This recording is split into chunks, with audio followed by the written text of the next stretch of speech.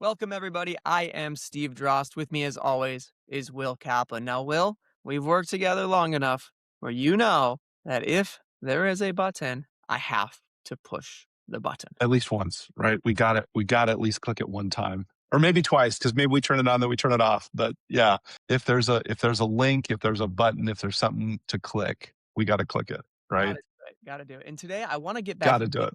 basics. I want to get back to the basics today because most people inside of a financial advisory practice, they're focused on honestly one very large data set. What have we done for clients and what do we have to do for clients? And that data inside of Quivr is stored in what is called the activity timeline. And the super high level overview of the activity timeline is if it's an email, a task, a note, an event, a log call, whatever it is. If you've done it for the client, it's going to show up as the past, completed activities in the activity timeline. And if it's something that you need to do, an open task in the future, an event that is scheduled but has yet to occur, anything like that, it is going to show up there. And it's chronological, listed in order, and it just shows you what has to happen. Is that fair? Did I do a good job of explaining that? I think that's it exactly. I mean, I always feel like it's kind of the needle in the haystack because the activity timeline does contain a lot of data. I mean, to your point, like we're emailing clients, we're completing tasks for clients, we are having events with clients, like an event, being something that's on my calendar. Like all of this stuff ends up getting dumped into this one box, which in some ways is fantastic. In some ways is like I'm totally blind because I can't see any of it anymore because it's just there's so much. But I do think that, like when you're like, when did we do this? What did we do? Did we get an email back? Like this is a great place to go start that search. And, to your point, getting back to basics, I do think that there's a lot of our users that skip it, that aren't paying as close attention to it or aren't, just it's that wall of text. I'm just going to like ignore it for the most part because there's so much there. And so, I think one of the things that we can probably really help with is tips and tricks on how to use it more efficiently, how to use it more functionally. And there are buttons. And you're There are really good buttons at to this. I click. mean, I know that you use it a fair amount. Yeah, and there are buttons to click, right? There are features that you get to change, settings you get to set to make it how you think it should operate. Now, of course, we have our suggestions on how it should work, and that is how Quiver is set up out of the box. That doesn't mean it has to be how you use it, right? All Correct. right. That's So I'm one gonna of the share my other. yeah, I'm gonna share my screen here. Hopefully I don't mess that up. I don't mess it up that often anymore. Sometimes I do. But I'm gonna share my screen here, and you'll notice right away that we're on the Halpert's page, right? Jim and Pam Halpert. Obviously, we're huge Office fans, or at least I am. Will. And these are our people, right? And when you scroll down a little bit, you see exactly what needs to happen. You open activity, because I am still a firm believer that this is one of the first things that you need to see. But our activity timeline is this guy over here. It's the box. And I do like how you said it can sometimes be overwhelming because it is a whole bunch of information in one spot, but also understand that this is data that is just being repurposed, right? So this open task is going to live up here. These completed tasks down here are going to live also in your activity history. So we're just simply taking data from different record sets, right? Different tabs of the Salesforce spreadsheet and displaying them in one spot. But look at all these buttons here. We have a button here, here, here, here, a button here, a more here. We got buttons here. We got a button here. We got a button here. There are so many things that we can push. I say we start at the top. What do you think? What are these for? Yeah. I think this is those four little buttons there, we get a lot of questions about. And a lot of times it's like, oh, I've been looking for that. I wanted to know kind of where I want to know how to do that. And it is, I mean, Salesforce, they don't always put stuff in the most intuitive place. And so I think that's a great place to start. So, yeah, Steve, what is that first button that we can push? Yeah, we'll go over all four of them, and I'm going to explain exactly how I use them in practice and how other people use them in practice. So the first one looks like a little envelope because it is, and this is how you can send emails directly out of the system. I'll click this button. You'll notice a little box pops up. Now, our box is going to look really weird because we don't have an account set up to this dummy environment. But if you had your Google or your Outlook connected to Salesforce, connected to Quiver, this would look like a draft email. Now, why would we want to send an email out of here? To me, the biggest reason is templated emails. So I do still live inside of Google for email, right? And my mom does as well. We live inside of Google, and that's where I personally am sending most of my emails. However, think about all the templated emails we send. We send a meeting summary after every meeting. That is a template. We send A client needs to send us something. We have a secure upload link. That is a template. We need to send a client something securely. Well, we send it out of here actually because we can have the password is always the same for us. It's always the same word followed by the same unique identifier for them. We can send that out of here. So templated emails are super efficient from here because all we need to do is click this box.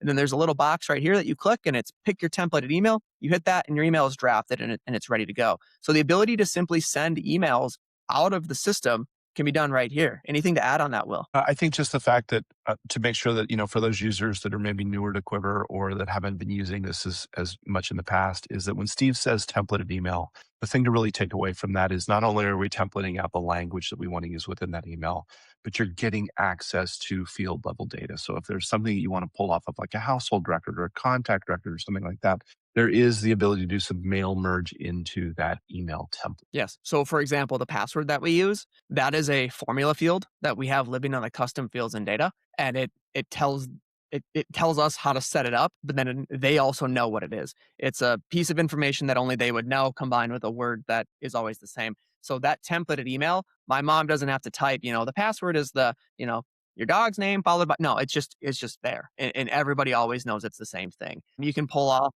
Oh, sorry. Oh, no, I was just gonna say, and those formula fields are so powerful because, like, I used a unique folder when a client uploaded the file to me, they uploaded to their folder. It wasn't just a firm-wide folder. I had that as a field on their records. I could mail merge that in, and, like, the Calendly links that we've, Mhm. put a master class on, you can mail merge those in. So, like, it can really be a pretty powerful component to that, uh, templating process, is adding in some of those formula fields that you use as links or formula fields that in your case you're using as passwords or unique identifiers or things like that. Now, this is not where we would send mass emails. That's done in a different section, of course. This is singular emails to one person, or to husband and wife, or however you do that. But emails, super important. The second box, this little green one, it looks like there's a check mark there, and this is a task, right? If you click on this button, you're going to get a small little widget that is essentially a truncated version of creating a new task. I will also be very honest with you. I hate this one. I don't use it very much. Me personally, a new task is really important. It's also something we do all the time. And you'll notice that new task is also right here. And I like this one more because when you click on it, it just gives you more fields and more space. I don't use that little green box ever. That doesn't mean you can't. It doesn't mean you shouldn't. It just means that I prefer to come into here, be able to type my subject and add all of the comments for whatever I need to do, set the due date. I like to be in total control of this task. And this window gives me that control better, in my opinion. But again, that doesn't mean you have to do it that way. Anything to add on the task, Will? I would agree with you that this is one that I almost never used when I was practicing. And the only other comment that I would make in terms of that new task button as well is that I am a very, I found religion. I have, come to accept that this is probably, if it's not the right way to do it, I don't know what is, but the majority of the tasks that show up in your CRM should be coming out of templated tasks or workflows. Like it should really be those buttons up at the top. And the reason for that is because most of the work we do is repetitive. If I do it for one person, I'm doing it for somebody else.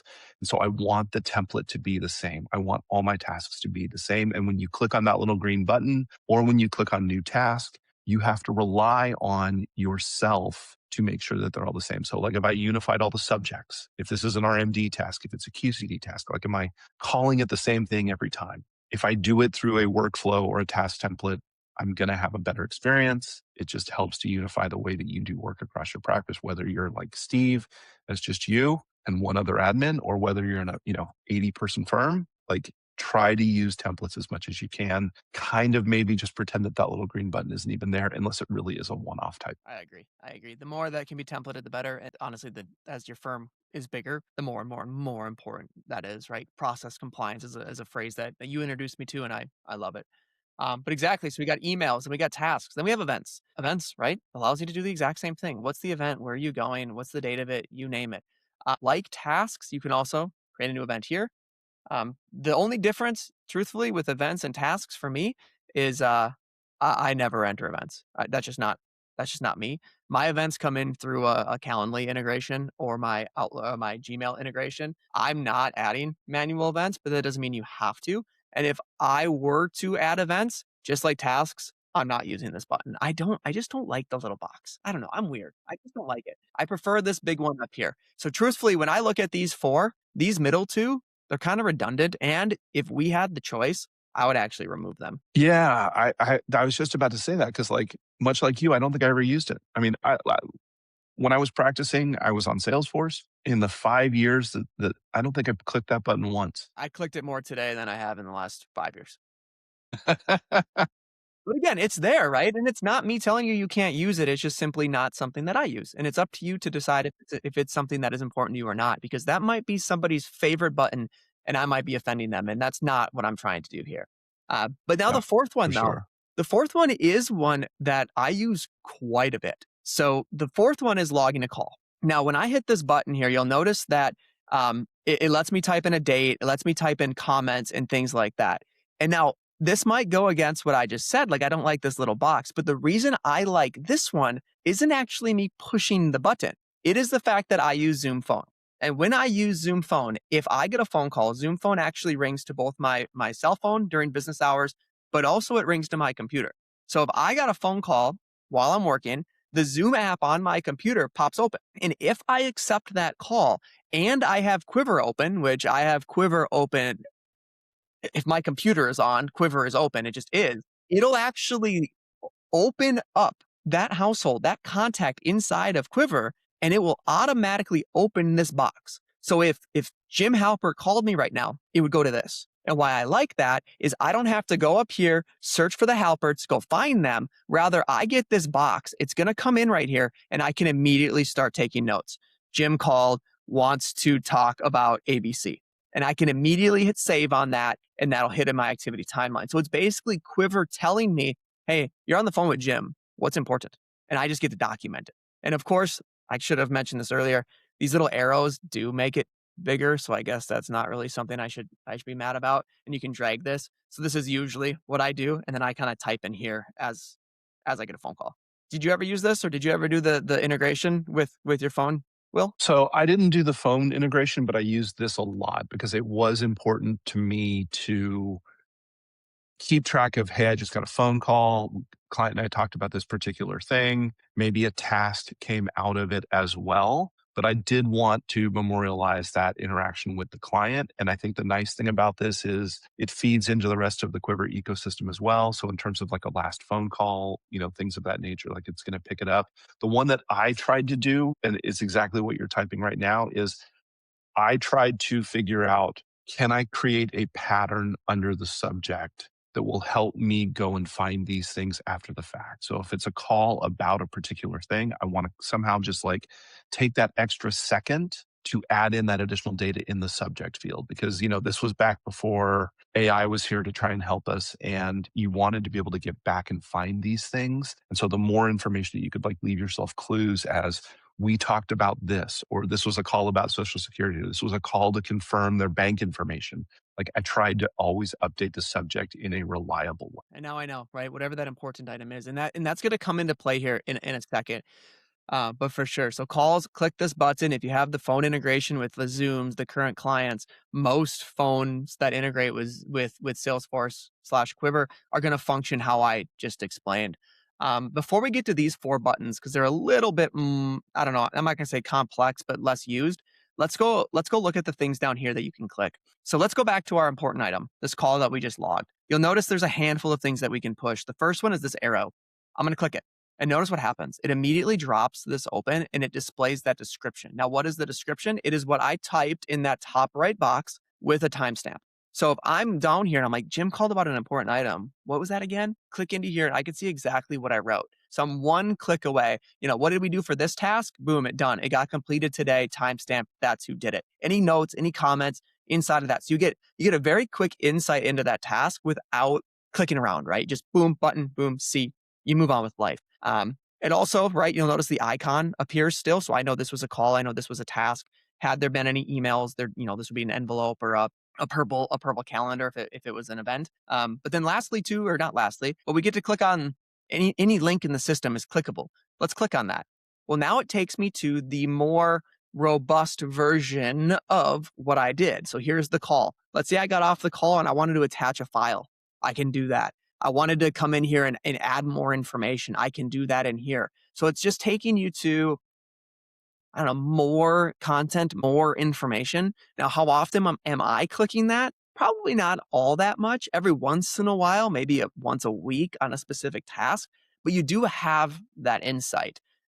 Anything to add on either of those, Will? No, I think that that's a good thing. I mean, a good overview of those. Email does include a couple of additional, I guess, information, like either it's context or it's information that they display here. You'll see, like, if a client has read an email, sometimes Salesforce's AI, which they call Einstein, they'll pull out, certain things about this, like this email had an automatic reply come back to it or things of that nature. So for email, there are a couple of additional little things that can get thrown on here. It's not game changing by any stretch of the imagination, but it is just something else that you might, run across and see. And if you have questions about it, of course, like everything else, just get back in touch with us, send In us an email, threads. send us a ticket. I actually really like how the threads appear in there, right? In the line. You'll click this and you'll see like the email thread, which is nice. But yeah. No, for sure. This little down arrow, I don't use it a whole lot, but it allows you to make quick edits. So edit comments, the comment box is just gonna open. Edit status. I've seen people use this one to make it to basically convert that phone call into a task. So now if I hit not started on it, you'll notice this call is actually going to hop up here and it's now an open item. So I've seen people do that before. I don't do it a whole lot, but you could. Because Will, I think you made a comment that you'll document the information on the call and then you'll create a follow-up task. If you don't want to do that, you just want to make the phone call something that you have to handle, right? That'll work. And you can click through here and play with that as much as you want. But down here is really meant to see what happens, right? You can click this platform user. This would be whoever is the one that did the task. Platform user is just the name. So if I did something, this would say, Steve Drost. But you can click on that if you want to. You're never going to. But down here is really meant to be interactive and do what you want to do. Um, Anything to add on that section? No, I think that covers most of it. This is something that Salesforce does do a little bit of development on every so often. And so you will see sometimes some new stuff show up in here, new icons, additional functionality. But for the most part, it is all related to the stuff that Steve's already talked about, which is, sort of showing you what it is, what type of how did it get into the system? What's the important information about it? What are the due dates? Is it open? Is it closed? Things of that nature. Yeah, it's meant to be Facebook. Tell me what I've done for this person. Yep. Now we're starting to get into the maybe more less used but very important kind of features sections. So this cogwheel allows you to change what you see. So perhaps you have somebody that you're working on, and maybe your family office or you have a big team, and you want to see only things I did, not the whole team. All activities. It doesn't matter if I did it, you did it, or somebody else did it. I want to see only things that are important to me. I want to see only my open activities. So I can actually hit apply here and notice a few things went away, specifically things that were assigned or completed by people other than me. So, in a team perspective, that might be really, really helpful. And also notice down here, you have two options, apply or apply and save. If I hit apply, which is what I did, it's only going to show things for me. But if I hit refresh on this page and I come back down, it's going to show everything, right? This is now showing stuff that's assigned to everybody. Apply and save, though, means it's going to keep it that way. So the next time I see the activity timeline, it's still only going to show stuff for me. Now, might want to see only my activities? Back office, the doers, the people that need to, you're onboarding a client and you're opening accounts, transferring accounts, setting them up in various pieces of technology, getting them in your portal, mailing them your ADV and your privacy policy. You're doing 78 things and you just want to see the three things that matter to you. All right. Let's just show the three things that matter to you. That might be something that's useful. Otherwise, truthfully, if you're more on the advisory side, client facing side, I cannot think of a situation where you would not want to always see all activities, because it doesn't matter if the lead advisor did it, the associate or the paraplanner did it, or even the back office. Truthfully, I want to know. I want to know about it. I want to know where it is. I want to know what's going on because I need to know, right? If the client asks, they're going to expect me to have an answer. So I would be a little careful playing with that, but It's up to you, right? Based on what information you may or may not be looking for. You know, Steve, the one place that I could see that actually being pretty helpful is a combination of that with the area below it, where if maybe you're the relationship manager, maybe you only want to see calls that you took. Yeah. That might be a way to filter that down, as a way to start seeing like, okay, I just want to see when I talk to this individual what we talked about and when the last couple times, like what's our cadence been. I agree with you though. I think for the most part, when you're on a team and especially when you're just looking at like activities in general, you're going to want to see probably what the team is doing too, because you want to get a sense for like, hey, I'm about to talk to this client. Like the phone is ringing. It took me to this page. What have we been working on for them? What might they be calling about? Like this is a great way to sort of get that really quick, high level, glanceable view of what's going on with this family. For sure, for sure. So be careful with that. Play around with it. Again, click the buttons. Worst case scenario, just set it back to all time, all activities, all types, and hit apply and save, and you're right back where you probably want to be. Um, these three though, two of them I use fairly often actually. Refresh, I don't use. Salesforce is pretty real time. I also work in a small firm. Maybe if you got 1,000 people in your firm, you might want to be able to refresh this to get this going. It is what it is. But if something got updated, whatnot, you can hit that. But you did see, I think, when I changed that call to a task, it did move in real time. Um, if you need it, use it. But the expand all and the view all. Let's say I get an email from a client about a topic that I know we're working on, but we worked on it last year, right? Student loans, for example, or tax returns, or something like that, where we had a plan. The plan was formulated a year ago, and now there's an update to said plan for that specific topic. And I want to find something about that. Well, this expand all button is instantly going to show me all of the details for these things. Now, what I'm going to do most likely is I'm going to hit Control F, and I'm going to search for that. If I'm looking for student loans, if I'm looking for, what have you, I'm looking for, right, that important call that we just had, I want to go find that. That is how I use this the most. Another time I will use it is if there's a fairly large email thread and I just want to see all of it, I'll hit this expand all button, knowing that that email is towards the top and I don't have to click a couple of buttons and figure it out. So I do use this expand all, and then you can revert it by hitting collapse all fairly often. I don't know, a couple of times a week, maybe. Maybe a little less often, but maybe I feel like I hit it more because when I do hit it, it saves me a lot of time. And then one downside to this, just to be very honest with you, is if we scroll down, you'll notice that as I scrolled, more items appeared. And this thing right there means we're actually not showing everything. It's only showing a subset of the open and completed tasks. This view all, or tasks, events, calls, and emails. You click this view all, it's going to open a new tab. And this is going to do two things, right? It opens the new tab, but it also displays every single item on one screen fully expanded. And again, just like on the other one, Control F or Command F if you're on a Mac, I really, really like searching for this way.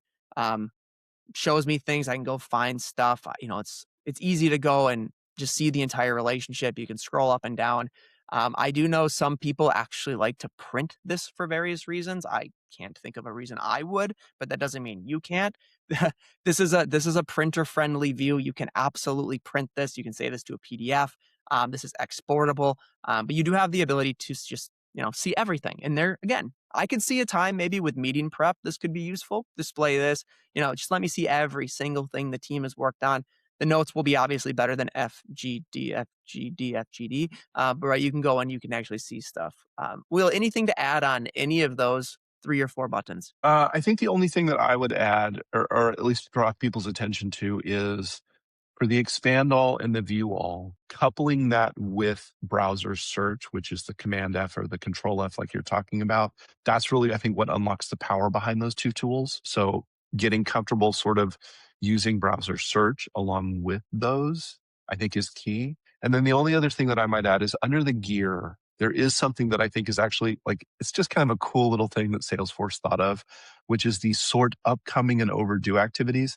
This is only sorting that top box.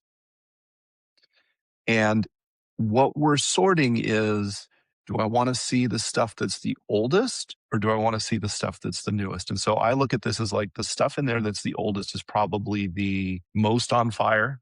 The task that has been open for the longest that I just absolutely have to get done versus what are the tasks that are piling up now in front of it.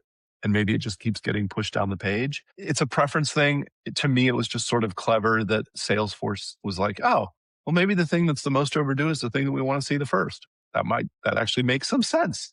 And so I thought that was just kind of interesting and sort of understanding that like when you're making that change, it's only changing that top box. It's not changing any of the month boxes below it. It's just that upcoming and overdue box. That's the only, I think, the only other thing, Steve, that I would probably That's draw great. attention to. And I didn't even realize that because that's how I run. I use that. And the main reason I use that is because remember, I am somebody on January 1st who puts, 1,000, I have 1,000 things get kicked off, literally 1,000 tasks get kicked into the system for RMDs, IRA contributions, Roth IRA contributions, you name it. It's in the system on January 1st. And you combine that with, I don't know, I have a client who every May they get a distribution from their deferred compensation plan. So I have those tasks in the system for the next 5 years. Well, I don't want to see the distribution due in May of 2030 sitting here. I want to see the fact that we need to make an RMD decision or whatever actually is coming up. I want to see that first. So not only is it overdue, but it's also like, what do I have to do next? Because hopefully we don't have, paperwork that's, a month overdue. But yeah, I agree. Well, that's a good touch. I didn't even realize that how we were looking at it was how I didn't function. So that's great. It's a set it and forget it type of thing. Like once you get your activity history or your activity timeline dialed, you're probably not going to tinker with it all that much other than maybe filtering out like, I don't need to see the events today. I don't need to see the calls today. I'm just looking for this one particular task. I'm going to filter that list and then go through it. So yeah. That's good, and I love Yep. it, like, the activity timeline is something, again, that if somebody were just to look at, they might just say, "Oh, yeah, what makes this unique? How could this be helpful?" And in reality, in Salesforce, I think they did a great job with it. There's a few items in there that are, again, very intentional, they help make your job easier, so if there's a situation where you want to see something or you're struggling or you feel like you're clicking too many times, hit us up, come to office hours, submit a ticket, just ask "Hey, this is how I'm doing something right now. Is there a better way?" And maybe there's not. Maybe the way you're doing things that you've reached your peak efficiency and it is what it is. But I'd be willing to bet you haven't, right? There might be something that we know we've came across and truthfully we can bestow a little bit of wisdom on you to make your life just a little bit easier. And Steve, that is actually, I think, the teaser that I would leave on this one is that if you do like the activity timeline and you find that you use it often, come to office hours because there are some, how do I even describe it? Enhanced versions of the activity timeline that are floating around out there that can do some pretty cool stuff. So, like, if this is a way that you like interacting with your data, like if you find yourself using activity timeline a lot, come talk to us because there's some ways to sort of get even more functionality out of it that I think a lot of users just don't come across most of the time. I mean, it's something that you really have to go hunt for. You have to look for. I think we found it as a fluke, and I'm not going to say what it is because if it's something you're interested in, come talk to us. But yeah, like there is some cool additional stuff that you can do with it. Good deal. Until next time.